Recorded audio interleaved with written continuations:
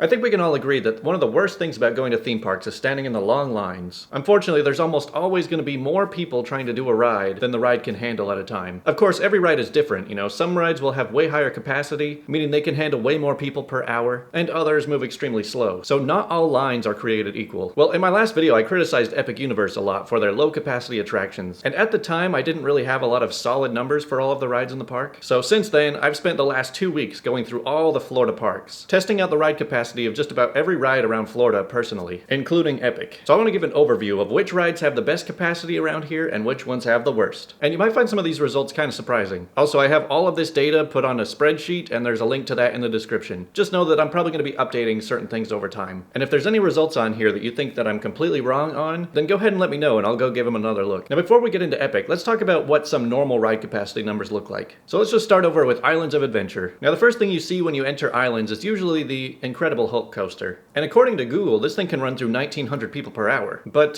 from my experience, it was never really running quite that well. 1900 per hour for this ride would mean that they're running a train every 60 seconds. But from what I was seeing, it was more like every minute 15 to minute 45 or so. So I would say that this thing really only hangs around maybe 12 or 1300 an hour. Luckily, the line on this one is not usually too bad though. Past that, there's a couple of flat rides, which flat rides don't really have to have a very high capacity because they're just not that popular. So like Stormforce Accelatron and Dr. Doom's Fearfall, these ones both hang around 500 or 600 per hour, which would be really low for like a big roller coaster, but like I said, for flat rides, it's not that big of a deal. But then we look at Spider-Man. And I think dark rides actually have the potential to have the highest capacity. I think the reason for that is that roller coasters want to maintain speed throughout most of the ride, so they don't want to have a lot of brake runs. And if you don't have a lot of brake runs, then you have to put a lot of space in between trains. Whereas with a lot of dark rides, they're just slowly moving constantly, and so they can just keep sending trains pretty quickly. So we look over at Spider-Man, we're sitting at about 1800, even close to 2000. Now in my spreadsheet, I basically put 3 numbers for each ride. There's basically the maximum capacity, where if everything is running perfectly smoothly and they were running at full speed, that is how many people it can run per hour. And some rides really can run close to their maximum theoretical capacity, whereas a lot of rides get delayed by all kinds of little things. Whether it's something wrong with the ride slowing it down, or the ride operator's not working very fast, or most of the time it's because of guest error. Whether people just don't follow instructions, or they're trying to take something onto the ride which they're not supposed to, or they're too big to fit in the ride. Sometimes it's because somebody dropped something while on the ride, or because somebody threw up while on the ride and they've got to go clean it up. Or there's plenty of instances where people in wheelchairs are trying to transfer onto the ride. And then of course this isn't even accounting for all of the empty seats you might get too. So there's all kinds of things that can really delay operations. So with most of these average capacity per hour numbers, you should probably subtract around 20 to 25% even from that number. Now if we move past Marvel's Island, we head into Toon Lagoon. And I found out in the last 2 weeks, this must be water ride refurbishment season, because Dudley Do-Right's Ripside Falls and Islands of Adventure, Kali River Rapids in Animal Kingdom, and Journey to Atlantis in Seaworld were all down. So there are a handful of rides on this list that I did not get numbers for. But the Popeyes Raft Ride was still open, but I think that it is kind of running at limited capacity during the off season, so I was seeing boats spaced out anywhere between 17 seconds and like 50 seconds. So sometimes you'll see a pretty wide range of capacity just depending on how many vehicles they're using. Now if you're wondering how I collect the numbers for all these rides, I will say it's a lot easier on some rides than others, but essentially I just find a spot where I can watch the ride go. I start a timer, and then anytime another train goes by, I just hit another lap, and then the next one that goes by, I hit lap again. And I'll just keep doing that, 5 or 6 or however many times I need to really get an understanding of the average that it goes by. And so if there's a lot of vehicles that are moving very consistently with the same amount of time spaced between them, then I can usually assume that that's max efficiency. And if they kept up that pace, then that's how I get the maximum capacity numbers. But of course, pretty much every ride is going to have some sort of trains that come in late, due to whatever reasons I've talked about so far. But if we look at a lot of the dark rides and water rides around the park, Skull Island and Jurassic Park are sitting around 1700 to 2000. And then Forbidden Journey, as long as nothing stops it, it moves at a very consistent pace, bringing in over 2000 people per hour. But then we look at the little ride I've mentioned before, and that is Pterodon Flyers. Now, I brought this up before, but I just think, why did they even put this in the park? Because the capacity for this thing is about 120 per hour. This thing only sends a train about once per minute, and it can only fit up to 2 people. So at its best, it's only doing about 120 to maybe 140 per hour. I guess that explains why they won't allow any just adults go by themselves, strictly just for capacity reasons. They just They're like, this is a kid's ride. There is no room to be like letting adults go by themselves, simply just because it would make the line way too long. But then we look at the two major coasters at Islands of Adventure, being Velocicoaster and Hagrid's. Now, if you want to try and guess which one can run more people per hour, it's actually really close, as both of them cap out at around 17 or 1800 per hour, which is pretty decent. You know, anything over 1500 for a major roller coaster is not too bad. You know, Velocicoaster only sends a train out maybe once per minute, maybe a little quicker than that, whereas Hagrid's can send one out every like 28 seconds at the fastest. However, Velocicoaster just has way more seats on the train, therefore it kind of balances it out. But then we look at Flight of the Hippogriff, which is kind of like that little kiddie coaster over in Harry Potter World, and seeing that it's 600 per hour really explains a lot why I sometimes see that line getting well over an hour. Because, you know, if Flight of the Hippogriff has a 1 hour wait, and Forbidden Journey also has a 1 hour wait, there's going to be 3 times more people in that Forbidden Journey line. But then all that's left in Islands would be Dr. Seuss Land, where most of the kiddie rides don't really need that high of a capacity. You know, like the Carousel or the One Fish, Two Fish, they're only run like 300 per hour. Cat in the Hat can get pretty close to 1,000 people per hour, but again, it's not really that big of a deal because most of these rides never get more than like a 10-minute wait. Except for the Seuss Trolley, that one can get pretty long sometimes, especially after sunset. But then moving over to the Universal Studios side, I will be talking about all the rides, but I actually figured out the capacity of the haunted houses at Halloween Horror Nights, and it comes out to about 1,600 people per hour, which is kind of funny to think about because some of the rides at Universal can take more people per hour than a simple walk-through attraction. I mean, these haunted houses are just the line ride. It's literally just you're walking through it, and yet that line moves slower than some rides where you have to actually get on vehicles. So yeah, 1,600 per hour. I calculated that because about 10 people go in every 22 to 23 seconds. Sometimes it moves a little faster, sometimes a little slower, but it just kind of averaged out to that. Also, a not so fun fact is that Halloween Horror Nights this year is actually the busiest Horror Nights on record. At least it's had the longest average wait times on record. I think that's mainly due to Five Nights at Freddy's. I actually cannot believe just how big of a franchise that is and how many people it's brought in. I think Five Nights at Freddy's has actually been the most popular Horror Nights house ever made. But then looking around the rides at Universal, you know, almost every ride at Universal is a dark ride, and like I said, dark rides do pretty well. So I mean, you got Transformers, which is just like Spider-Man, well over 1,500. Even like Gringotts and The Mummy are both 1,600, 1,700. Men in Black is almost 2,000. Simpsons is 1,500. The only rides I would say that are really bad in this park is Minion Mayhem, you know, the ride at the very front of the park, which always has like a 45-minute wait. That one's only sitting at about 800 per hour, surprisingly. But because there's only one theater, it really slows it down. Whereas things like Jimmy Fallon and The Simpsons, both of those have like multiple theaters, and so they're pretty good at cycling people through. Fast and the Furious is sitting at about 1,200 per hour, but it's not really a popular enough ride for it to matter. And then E.T. is pretty decent as well, pulling in about 1,700 to 1,800 per hour. Then you have that Minion Blast shooting ride, which is literally just a standing conveyor belt. I don't know that it's really a ride, but that thing can handle 1,400 per hour. But technically, if people wanted to break the rules and just walk right through it, you could fit more. And then of course you have the two kids' rides in the parks, being the Kang and Kodos, Hurl and Twirl, and then the Troller Coaster, both of which are pretty abysmal, around 300 to 500 per hour. Man, I can't even tell you how many of those just spinning around rides I stared at this week. So just from these two parks, we can kind of establish that for a decent major roller coaster, they should be around 1,500 to 2,000. For a dark ride, they could be 1,500 to maybe even 2,000 or 3,000. Just wait till we get to the Disney numbers for that. Whereas a lot of the flat rides are usually only around 500 to 800 people per hour. But even those are still way higher than you're going to find in most Six Flags parks around the country. So now let's talk about Epic Universe's numbers, where I kind of tore them apart last time I was talking about them. So in my last video, I talked about Minecart Madness, and I said that it can only run about 750 per hour. Well, that number is like maybe pretty true on some days. When I actually timed it, they were sending a 4-person train every 13 to 17 seconds, at least while it was working. And so that comes out to about 960 per hour, which is slightly better than what I said. But if you account for all of the downtime and the occasional empty seats that are on the trains, I'm betting that the 750 per hour is not an uncommon thing. And they put so much theming and hype into this ride that it's basically getting the same amount of crowds as like Hagrid's, but while having about half the capacity that Hagrid's does. But then over at Mario Kart, it's not looking a whole lot better. Now surprisingly, Mario Kart, if it is running perfectly efficiently,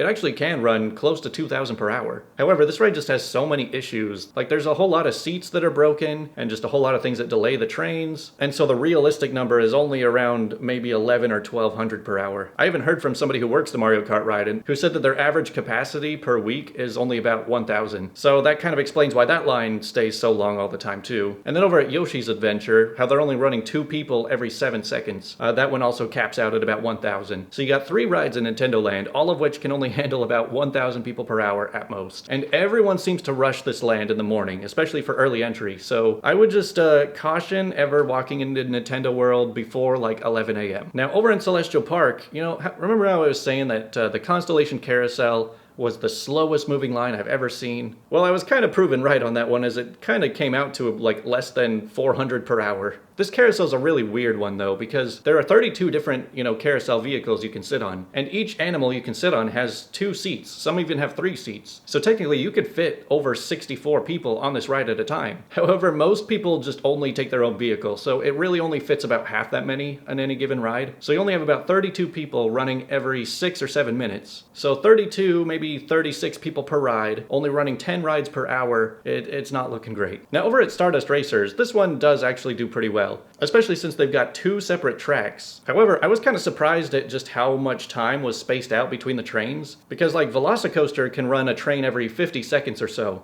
But when I was timing Stardust, it was only about like maybe 1 minute 10 seconds at the best, and 1:45 at the worst. So it really only came out to about 1,600 per hour, even with the 2 sides going. That was with 3 trains on each side. Meanwhile, Velocicoaster can do that with 1 track. So I think Stardust needs a little bit of work. I don't know what it is that's holding them up, but they really could improve the capacity a little bit there. But then over in Dark Universe, I always notice that Curse of the Werewolf has a crazy long line. And you know, whenever you're looking at wait times and you keep seeing that one ride that just always has a long wait time, you're just like, man, what is all the hype about? Why are so many people going there? And then you find out it's not so much that so many people are wanting to ride it, it's just that the ride can only take 800 per hour. You know, family coasters are usually the most popular rides in the park. I mean, just look at Hagrid's, for example. But unfortunately with Curse of the Werewolf, they've only got 20 seats on the train, and they're only sending it out about once every minute and a half. But then Monsters Unchained actually does just fine. I mean, Monsters hardly ever gets any amount of line because it can run 2,000 per hour. It's actually the exact same capacity as Forbidden Journey. I timed it about 1 vehicle every 7 seconds, so that's 4 people every 7 seconds. You know, whenever I go to a ride and I'm like just timing laps as they come through, obviously with roller coasters, it's like a different interval every single time. Like you'll be watching it and one will come in and be like 52 seconds, and then the next one will be like 1:15. The next one will be like, 59 seconds. And so I kind of just take the average, and that's what I put in the average capacity. And then take like the smallest gap between them, and then assume that if that smallest gap was the norm, then that's where I get the maximum number. But when it comes to Omnimover rides, like Forbidden Journey and Monsters Unchained, how these things move at a consistent pace all the time, it's way easier to come up with just a maximum number. And there's not really any point in coming up with a minimum number, because that just comes down to whatever causes it to stop, which is going to be inconsistent all the time. So that's why some of these I don't really have a minimum number on them. Then we head over to Dragonland. Now, Hiccup's Wing Gliders is, I would say, kind of acceptable.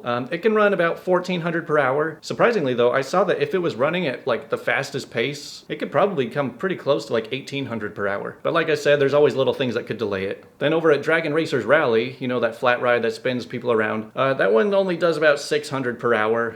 Again, flat rides don't really do so well. And then their water ride, the fire drill thing, where you stand on the boats and shoot at targets, that one also only gets about 1,000 per hour at best. It's just that if you're only going to put 8 people on a vehicle, you can't have it being spaced out every 30 seconds. That's like a little bit too long. Therefore, this ride gets pretty brutally long lines in the summer. But then I also just decided to throw in the Toothless meet and greet onto this list too. I mean, of course, this one's kind of a weird little case. I just noticed that a new group would come in to meet Toothless every 1 to 2 minutes, and each group was about 2 to 4 people. So on average, it probably moves only about 120 per hour. But of course, those are kind of unique cases. But now for the very last ride at Epic, what are the numbers for Battle at the Ministry? And honestly, I was not able to actually get the numbers for that one. Now, whenever I'm collecting data, you know, like I said, I just stand in a spot where I can watch the vehicles go by. And if it's an outdoor ride, it's super easy because like I can just stand anywhere on the pathway and then just time it every time a train goes by. With indoor rides, I have to be a bit more creative. Sometimes I will just walk into the exit and just hang out on the exit platform watching the trains come in. Other times I will just go do the ride, and then while I'm like waiting to get on, I can maybe time a few trains going going through. But unfortunately with Battle of the Ministry, I actually did get on the ride, and I was able to time a few trains before I got on, but then as soon as I got off, they were just like rushing me off the exit platform, so there was nowhere that I could just hang out and watch trains move. So instead, I decided to just go talk to some of the ride operators just around the area. And from what they were saying, apparently there's about 17 ride vehicles for this, and if all of them were working, this thing probably could reach around 18 or 1900 per hour. However, this ride is just a disaster for operations. I honestly think this ride is just not even finished yet, because they just have so many technical difficulties. They have to shut it down all the time. It breaks down a lot. The capacity is like way lower than it should be because they're probably only running about half the trains. So I only gave it about 1,000 per hour. I mean, I was lucky to jump in the single rider line right as soon as they opened it, so I only waited about 10 minutes. But I heard some people walking out of the ride saying, okay, it looks like that took 4 hours and 55 minutes to get through. And I was like, oh my, there goes half your day. So just to kind of recap Epic Universe, it seems like most of the rides are around 1,000, and a lot of them are less than that. The only three that are the exception would be Hiccup's Wing Gliders being around 1,400, Stardust being 1,600, and Monsters Unchained being 2,000. But pretty much everything else in the park is about 1,000 or less. And I also need to come out and correct, last video I was saying that, Epic, you cannot be selling 50,000 tickets a day. That's way too many people for this park. You should do like half of that. Well, a lot of people reached out to me when I said that and said that, no, they're only letting in about 20 to 25,000 a day, which actually just makes everything that much worse. Now, of course, it's kind of hard to get exact numbers on any given day, but I think that Islands of Adventure and Universal Studios both get around 30,000 people per day on average, and both of them handle that just fine. But apparently with Epic Universe, 20,000 is pretty much the most they can ever let in. And even then, I was saying that there's too many people in the park, so they have some work to do to really get this park finished. But alright, are you guys ready to hear some Disney numbers? Because this is where some things get crazy. Now let's actually start out with Hollywood Studios, which has some of the worst numbers out of Disney World. Let's start off with Rock and Roller Coaster, because that one always just seems to be a slow-moving line. And because there's 24 seats per train, and it seems to launch out about once every minute to 90 seconds, it only gets about 12 to 1,300 per hour, which is not super great. It's about the same as Hiccup's. But then we have Tower of Terror. Now this one kind of surprised me because if you Google Tower of Terror, it says that it can run through like 2,000 per hour. And according to my tests, I do not know where those numbers came from because I was not getting anywhere close to that. Now, like I was saying, flat rides always have a hard time with capacity, and especially drop towers. However, the way that Tower of Terror is laid out is probably the most efficient way you could even possibly do a drop tower, because they have 4 different loading stations and 2 drop tower shafts. So you always have one of the 2 loading into the shaft, and while that's going up and down, then you have the next one loading. But even still, with the 4 loading stations, I was only calculating about 1,260 per hour. You know, if there's 21 people in each car, and they're only sending one on each side about once every 2 minutes, which averages to about 1 train per minute, then yeah, it's only about 1,200 per hour. So that is one where if you have some information I'm not giving out, then let me know, because I don't understand why Google is so far off of my results on some of these. But then moving over to Runaway Railway, I got 1,200, but in kind of an interesting way. Now, with a lot of Disney rides, it becomes really hard to track capacity because instead of having like individual seats where each seat has like a lap bar, Disney has a lot of rides that just have benches. And those benches can be however many people you can fit on them. And with these ride vehicles, you've got 8 benches that can fit up to 4 people. But in reality, you're gonna have a lot of just groups of 2 or groups of 3, maybe even some single riders just taking their own bench. So this is gonna come up quite a lot where it's like, if you filled every bench all the way, then it's going to be extremely high, but that's not ever really going to happen. But Runaway Railway could take up to 1,900 per hour, assuming you filled all of the benches perfectly. But then if we go over to Toy Story Land, a Slinky Dog Dash actually averages one of the worst lines in this whole park, because I guess it's a lot of kids' first roller coaster, so I can understand that kids love it, but this thing only does about 1,200 per hour. I think they really missed an opportunity with only putting 1 loading station on this thing. They definitely should have put 2 loading stations, I think, because yeah, this thing cannot handle the amount of people that get in line. So this thing just sits at like an hour plus line all the time, which is one of the main reasons why I never even bother with this ride. I think I've done it a total of 2 times in my 40 visits to Hollywood Studios. But then next door at Toy Story Mania, it's not much better. It's about the same number, about 11 or 1,200. But that's because each train has to sit at a screen and shoot at stuff for a while. And they've already got so many screens for each seat. So, you know, they got to give people time in each station before they can move the next train in. But then there's also a flat ride in Toy Story Land, the Alien Swirling Saucer. saucers, which can run about 750 per hour, which, I mean, for a flat ride, that's not too bad, but that's still better than a lot of Universal's flat rides. Now, there is one ride at Hollywood Studios that almost never has a line, and that is Star Tours, and it turns out it's because it could run about 2,000 per hour. And it's just another flying simulator kind of thing. It's not the most exciting ride, and it runs through people so fast that, you know, it's never going to get a bad line. But then we look at Rise of the Resistance, which actually does get a really long line, but that's because the ride is just so crazy. And this thing can run about 1,500 per hour. There was one ride in this park where I was not able to get numbers as well, and that is Smuggler's Run. And that's because, like I was saying with Battle at the Ministry, sometimes it's really hard to get numbers when there's nowhere you can stand to just watch the vehicles go by or watch people go in or out. And when it comes to this ride, I hear that there's like 28 different simulator spots, but they're all like rotating, and it's really hard to ever just see everything that's going on. So if you have the numbers for this one, let me know. Google will say that it does like 1,800 per hour, but I don't really always trust that, especially since a lot of the time that's talking about just like highest theoretical capacity. So yeah, if you're gonna throw out any information for me, please do not just send me Google results. Trust me, I've already seen it. But I guess we can cheat a little bit and say that the number one best capacity thing at Hollywood Studios is actually the Skyliner outside. It's just there to take you over to some hotels or over to the boardwalk at EPCOT. And this thing actually runs one gondola every 10 seconds, and it can fit up to 10 people per car. So I'd say maximum capacity, 10 people every 10 seconds, that's 3,600 per hour, which it maybe actually could run over 3,000 an hour during really busy times, but normally I'd say it's probably only about half that. Now let's move over to Animal Kingdom. Now Animal Kingdom might only have about 6 rides, but each one is actually not too bad with their capacity. I mean, you got Dinosaur, the dark ride over there that can run 1,700, even up to like 2,000 per hour. Expedition Everest is a really fast-moving roller coaster train that can do around 1,400 to 1,800 per hour. I was amazed that one runs so much quicker than Rock and Roller Coaster, but I guess it's just because there's way more seats on each train.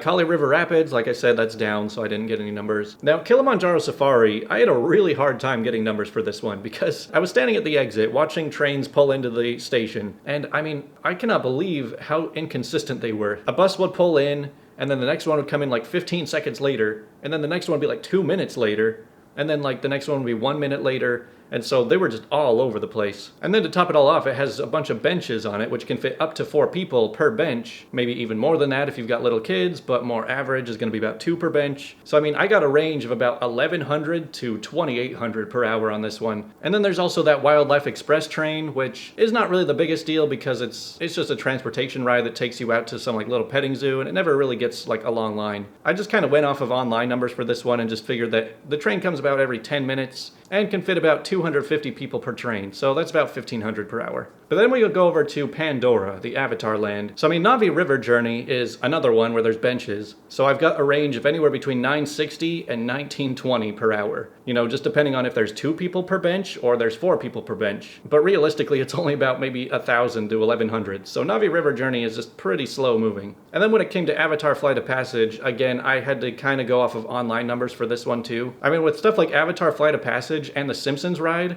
it becomes so difficult to track because, for one, I can't watch the cycles go through. The only way I can really figure it out is to just find the exit and time how often people come out the exit. However, those rides both have like 8 different exits, so people are coming out from every different side. It's just like, I really don't know where I'm supposed to stand to really track. But the online numbers people gave were pretty fair because it turns out there's actually 4 separate theaters at Flight of Passage, and each one can hold 48 people, so you know, 192 people, even though it only cycles through about once every 8 minutes, you can still get about 1,400 per hour on that one. So now let's take a look at EPCOT. Now the funny thing about EPCOT is that there's quite a lot of rides, but most of them people just kind of forget about. So you'll have about 4 rides in this park that always have a really long line, and then the others that usually have no line. And the ones that have no line usually have just crazy high capacity. So when you first walk in, you can start with Spaceship Earth, which just barely reopened. Now Spaceship Earth can actually run about 2,400 people per hour, and since it's an Omnimover ride, it's pretty consistent with running that same amount all the time. Then we head over to the Seas with Nemo, and that thing can run 3,600 per hour if they really want to. The thing is about the Seas, as well as Haunted Mansion and The Little Mermaid,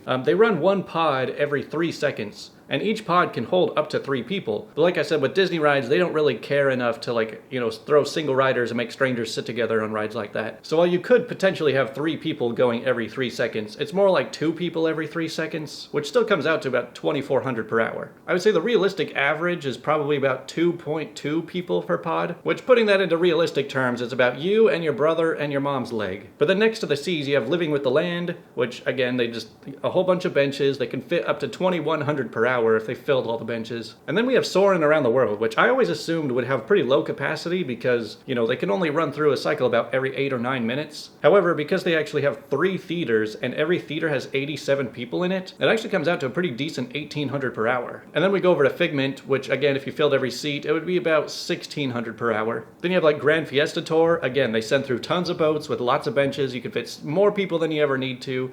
That can easily go over 2,000 per hour. But then we get onto the more popular rides in the park. Now, Ratatouille is one that always gets a long line, you know, usually at least 45 minutes. But amazingly, this thing can actually run about 1,800 people per hour. And they actually do fill in single riders to every bench too, so it's actually moving at like maximum capacity. So I'm kind of amazed that this thing has such a long line all the time. I assumed that it would have been way lower. But then you look over at Frozen, and that one actually does have pretty low capacity. Now, I did cheat a little bit on Frozen. I did have to look at online numbers for this one because I tried walking in through the exit, but I had to walk so far down there that I just kind of had to give up. But it does appear that this thing runs less than 1,000 people per hour, which would also explain why this also has just a crazy long line all the time. It's just a very slow moving line. Oftentimes I'll be hanging out in like the ride exit, just trying to get as much information as I can before the ride ops yell at me and tell me to leave. Or sometimes they'll just give me funny looks like, can I help you? Or are you waiting for something? Or why are you over here? And usually I'll just walk away because every time I try to explain what I'm doing, it always just sounds so stupid when I say it out loud. But then you go over to Thrill Land in Epcot, where you have Test Track, which can run up to 1,800 per hour. However, it did seem like the cars were spaced pretty unevenly. You know, at max efficiency, they're running 6 people every 12 seconds. But then a lot of the cars are spaced about 20 seconds apart. So again, I don't really know what's holding them up, but unfortunately it only seemed to be running about 1,200 per hour, at least while I was watching it. But Cosmic Rewind, on the other hand, can do up to 2,000 per hour at maximum efficiency, which isn't too bad considering I think this is the most popular ride in all of Disney World. Realistically, it's probably more around 1,600 to 1,700. And then there's Mission Space, which doesn't do amazingly. It's only about 1,100 per hour. Now there are a few rides that actually don't post wait times, but I still collected capacity numbers, mainly all of the monorails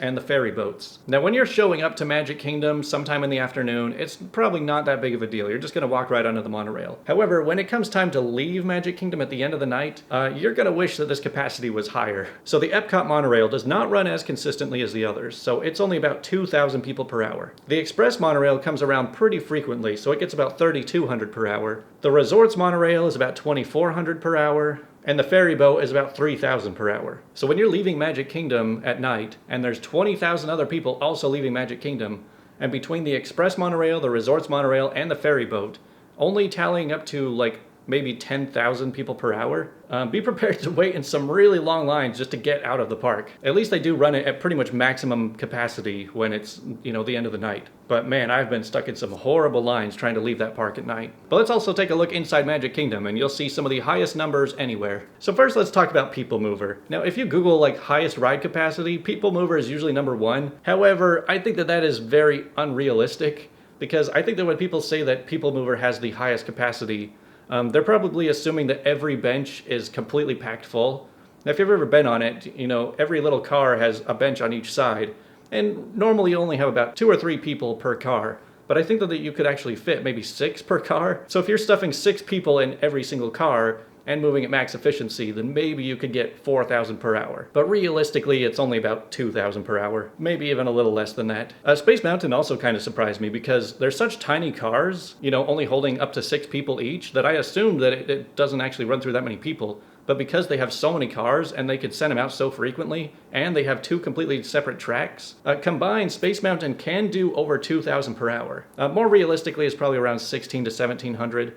And you also have to account that about half of that is only on the second track, which is almost exclusively only for lightning lanes. So you're only getting about half of that capacity for the standby line, which is kind of true for every ride though. Then we look over at Tron, which I actually figured out that Tron and Hagrid's have almost the exact same capacity. They both have trains with 7 rows and 2 seats, and they both dispatch every 27 or 28 seconds. However, I think Tron really suffers from its complexity because while the average theme park enthusiast probably knows exactly what to do when they sit on Tron and get into that position and pull it closed, there's a lot of people who don't really do theme parks very much, who just get completely confused. They don't know what they're doing. They don't know how to sit in it. They don't know how to pull the restraint down. A lot of times they don't even fit on the ride, so there's just so many little complications on Tron that it just constantly slows down dispatches. So unfortunately, Tron only gets about 14 to 1500 per hour. Then also in Tomorrowland, we've got the Carousel of Progress, which I wasn't really able to do personally because it was closed that day, but I just talked to one of the cast members and he kind of explained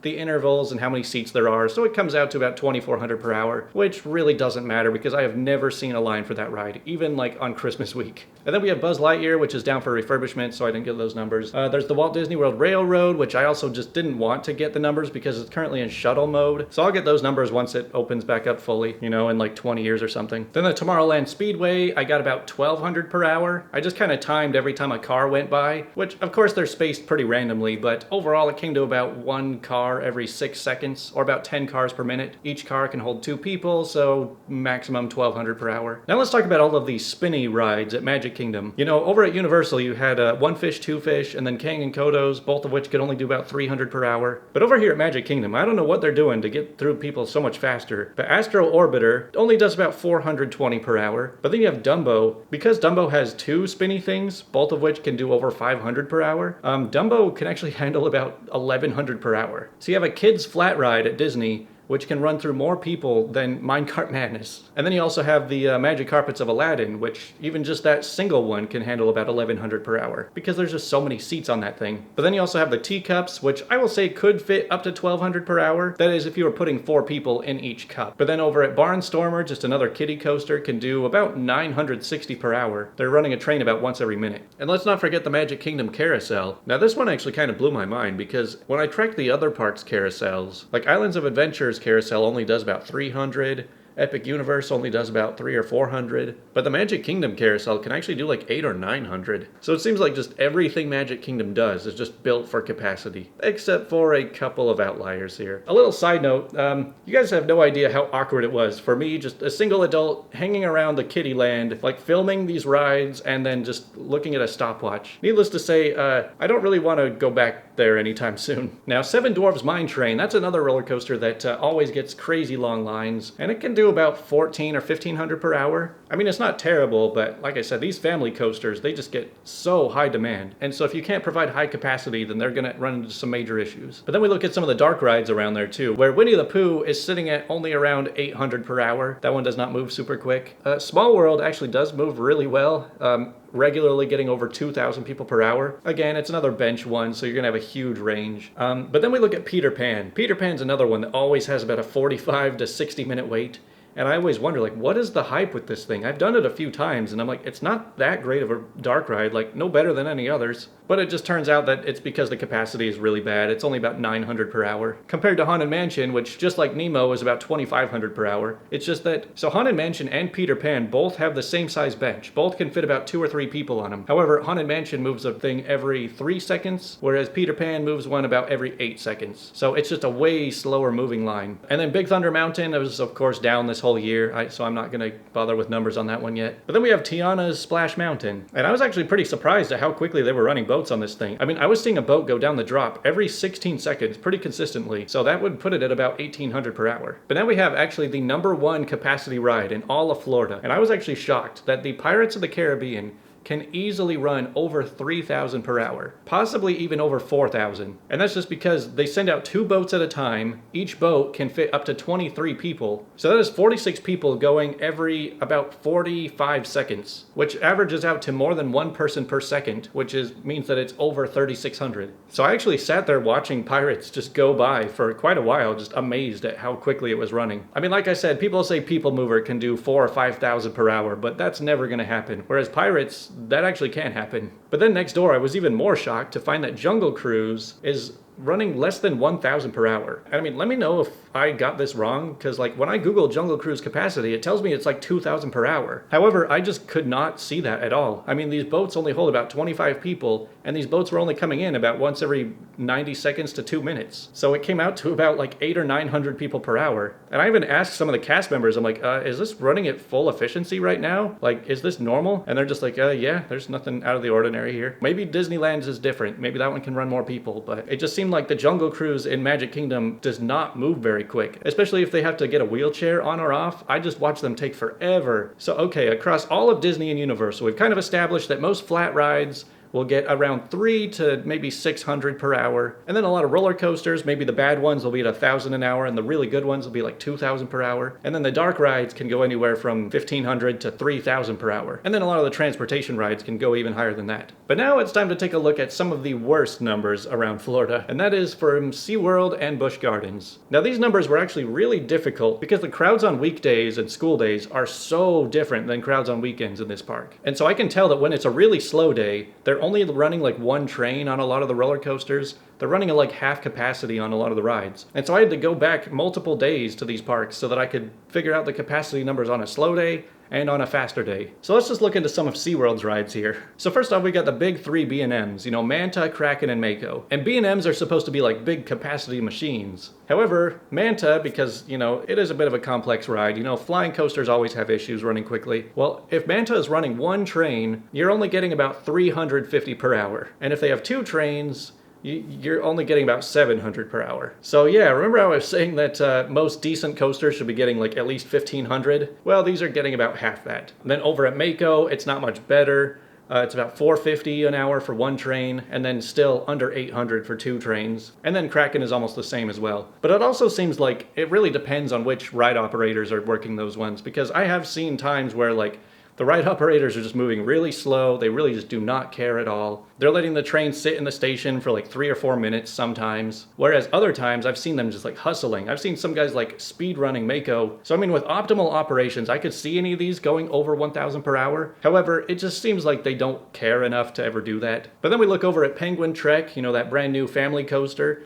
which, like I said, family coaster should always get at least 1,400, and Penguin Trek is only doing about 550 per hour. And that is while they have like 3 trains running. Then we look over at Pipeline, that standing coaster, and on one train it's about 300 per hour. On 2 trains it's like maybe 600 per hour. But the worst of them all was Icebreaker, where even on 2 trains, Icebreaker only runs about 400 per hour. I mean, overall it's pretty bad. Now, Journey to Atlantis is closed for refurbishment, but over at Infinity Falls, their raft ride, it seems like that one could run maybe 600 to 800 per hour on a good day. And then they also just added a new flying theater. It's SeaWorld's version of Soarin', basically just soaring over the Arctic, and it's bad. I rode this on pass holder previews, and I have not done it since, because on that pass holder preview, I saw how slow the line moves, and I was like, I am never going to wait in line for this again. So if I ever see it with no line, then maybe I'll do it, but because it's a brand new ride, it's always going to have a line. And so this thing does about 360 people per hour for their flying theater. Keep in mind, Soarin' around the world does 1,800 per hour, and that's with the SeaWorld one having 2 theaters. It's just that each theater takes about 10 minutes to cycle through, so that's about 1 theater every 5 minutes. So yeah, my advice to anyone thinking about going to SeaWorld, just do not go on a Saturday. Please do not go on a Saturday. If you're going to go to SeaWorld, go on a school day. SeaWorld's actually pretty nice on school days because it's just really quiet, really slow. You can walk onto most of the rides. But if you try going to SeaWorld on a really busy day, just don't plan on doing any rides. Like, you could still get into a lot of the shows. If all you care about is looking at the animals and watching the shows, then going on a super busy day isn't that big of a deal. However, you should also prepare for all the food lines get super bad too. So there's a reason I do not go to SeaWorld on weekends. All right, now there are 7 more rides at SeaWorld that I did not talk about. One being the Sky Tower, but that one's like an upcharge attraction, so it never really gets many people doing it. There's never really a line, and honestly, it's closed more often than it's open. And then the other 6 rides are all the kiddie rides in Sesame Street Land. Remember I was just saying that in Magic Kingdom, how I'm like, I really don't like being a single guy walking around the kiddie land, just holding up my camera, filming the rides and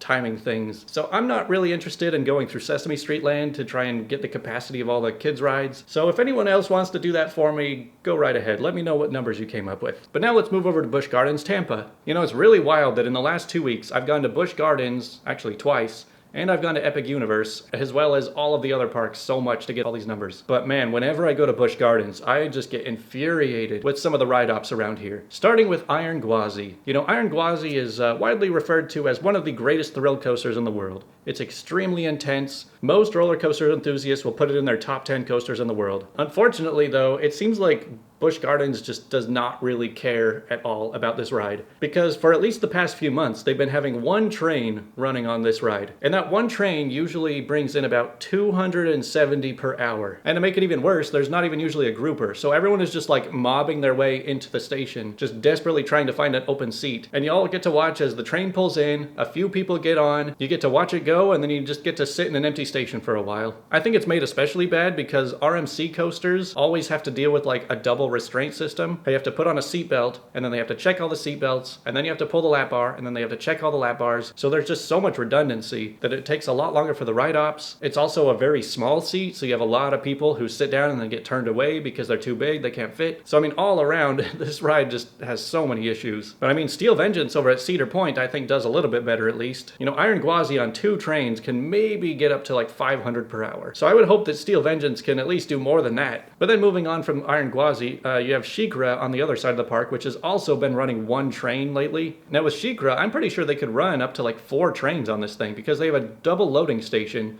and should be able to send out trains 2 at a time. But no, the last couple times I've been there, they've been running one train, running only about 300 people per hour. And this is a pretty popular coaster as well, so it's just it's so sad. I can't deal with this park, especially on busy days. Now luckily they just reopened Kumba in the back of the park, which even on one train is doing pretty decently at about 480 per hour. It doesn't get that much of a line. Montu is actually not too bad either. When they're running 2 trains, they can get pretty close to 1,000 per hour. And then the same with Cheetah Hunt. Cheetah Hunt's actually been running 4 trains lately. And with 4 trains, they can almost reach 1,000 per hour, which is just so funny to say because Velocicoaster will run 3 or 4 trains and they're doing like 1,600. But then I was also watching Cobra's Curse, and I might have been watching it while they were at half capacity. I think they have a total of 8 trains, but they probably only had about 4 trains running because I was only seeing them send through about 500 people per hour, but I think it's probably possible they could double that. But then there's also 2 coasters in this park that can only run a single train, being Phoenix Rising and Tigris. Phoenix Rising is that new family coaster, which only can do about 400 per hour, and Tigris can only do about 500 or 600 per hour. And then if you include all of the flat rides, you got like Falcon's Fury and Serengeti Flyer, which can both do around 400 to 500 or 600 per hour. There are a handful of more rides around the park, mainly just like the train, the flat ride, the sky ride, the water ride, but most of these things were closed when I was there, which is also pretty normal for this park. I mean, overall, I think Busch Gardens has a really nice thrill coaster lineup, but it just seems like the people running it just do not care at all, or they just don't have any money. It's so weird to me that they keep like throwing more money building these big attractions, but like half of the park just seems like it's decaying. There's like never enough staff in the park. The things are barely running, the lines are barely moving. And like I was saying with SeaWorld, never go to Busch Gardens on a Saturday. But I'm sure that if I looked at the numbers of a lot of Six Flags or Cedar Fair parks around the country, a lot of them probably have pretty similar numbers to SeaWorld and Busch Gardens. I mean, this whole list really shows just how on top of their game Disney and Universal are compared to all of the other parks around the country. Now to finish this all off, I'm going to throw in one bonus park to this video. So I actually took a trip out to Volcano Bay the other day, just to sort of see how water slides compare to roller coasters. And I've realized there's quite a huge range when it comes to the slides. Now just to start off with the single body plunge slide, you know, that's the one where you climb to the top of the volcano and it's just a single drop that takes you right back to the bottom. It's really quick. It's one of the most intense and scary rides in all of Florida. In fact, I actually just went back and did it today. But because it's just, you know, one person at a time, this thing can only run about 120 people per hour, which is kind of what I predicted when it came to water slides. However, when you look at the tube slides, they're a bit of a different story because you have a few slides that have tubes that fit 5 people on it. And there's also 2 slides, so there are 5 people on that slide too. So you're moving at like 10 times the pace of just the single body slide. So the 5-person tube slides, I averaged out to about 1,200 per hour. And then you also have the slides with the 2-person tubes, but there's also 4 slides. So if you have all 4 slides sending 2 people out constantly, then that one actually can do about 1,500 per hour. But then you look at some of the other body slides, like the Racers can only do about 260. The Oh No and Oh Yeah can only do about 100 per side. And the Serpentine slides can only do about 140. And Unfortunately, the serpentine slides always seem to only be running one side, so realistically it's more like 70 per hour. But then you also have Krakatoa Aqua Coaster, which always just gets a crazy long line in this park. And it turns out that that one can only do about 500 per hour. And that's another one where it's like they can fit 4 people on it, but if there's a group of 2, they're just going to send those 2 people. So you get a lot of empty seats on this one. So the line actually moves pretty slow. And since they just got rid of the virtual queue wristbands, now you have to stand in all of these lines. So yeah, there's quite a lot of reasons why I don't really like water parks that much. And the slide capacity is definitely one of them. It's really unpleasant to stand barefoot on these hot grounds, slowly climbing to the top of the towers. But anyway, that is the overall capacity for 10 parks around Florida. I know there's going to be people saying, what about Legoland? And look, if you want to give me the Legoland numbers, go right ahead. I'll add them to the list. But I need a good reason to drive an hour out of my way to pay for an overpriced kids park. I also thought about throwing in like Icon Park or Fun Spot or all those little side attractions. But since a lot of them are just like paid attractions, they don't really accrue long lines anyway. And like I said, some of these numbers might not be perfectly accurate. Maybe I was watching them on a really good day or on a really bad day. So if you have any corrections to make, just leave comments and I will take more looks at them. And also, if this is something that everyone's really interested in, it would be pretty cool to just create more tabs to this one spreadsheet and just do all of the states. So I just got a notification on my phone saying, your phone usage is way up this week compared to last week. And my most used app? The clock.